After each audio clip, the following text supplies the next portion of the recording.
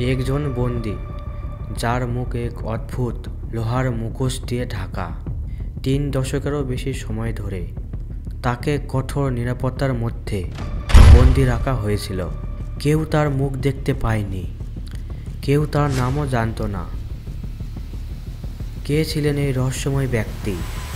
কেন তাকে চিরদিনের জন্য মুখোশ পরে রাখা হয়েছিল? আজও কি আমরা তার পরিচয় জানতে পারিনি? চলুন এই রহস্যের গভীরে যাই।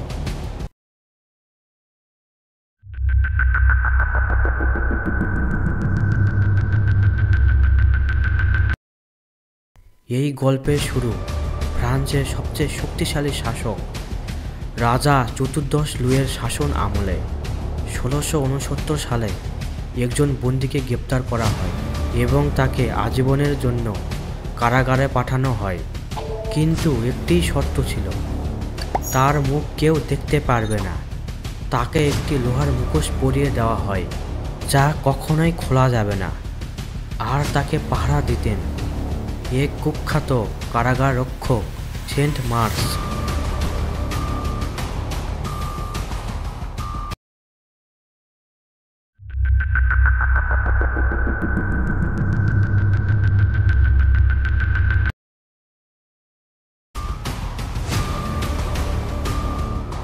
কে ছিলেন এই বন্দী? ইতিহাসবিদরা আজও তার পরিচয় সম্পর্কে নিশ্চিন্ত হতে পারেনি। তবে কিছু অবিশ্বাস্য তথ্য পাওয়া যায়। অনেকেই মনে করেন এই বন্দী রাজা লুইয়ের যমজ ভাই ছিলেন। Alone on a desolate road, he heard his deceased wife's voice in the wind, begging for help. Turning to follow it, he ফ্রান্সের সিংহাসনের জন্য তিনি হুমকি হয়ে উঠতে পারে, তাই তাকে লুকিয়ে ফেলা হয়েছিল।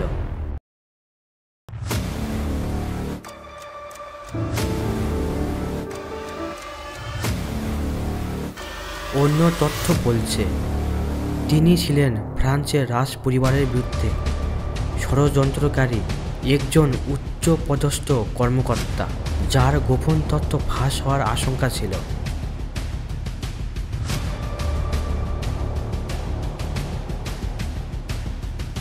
কেউ কেউ মনে করেন তিনি ছিলেন একজন গুপ্তচর।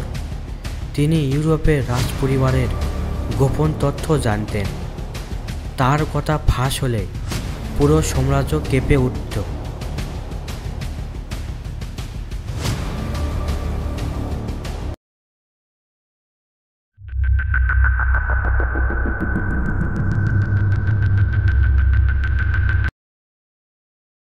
He stepped into darkness, the wind's laughter echoing as it claimed another.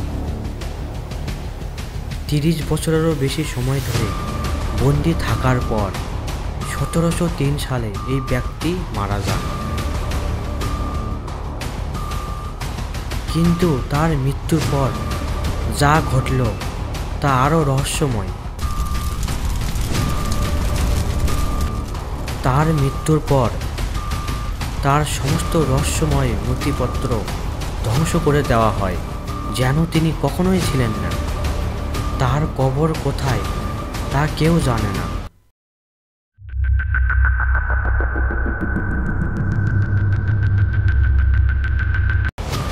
আজও গবেষকরা তার পরিচয় সম্পর্কে নিশ্চিন্ত নন।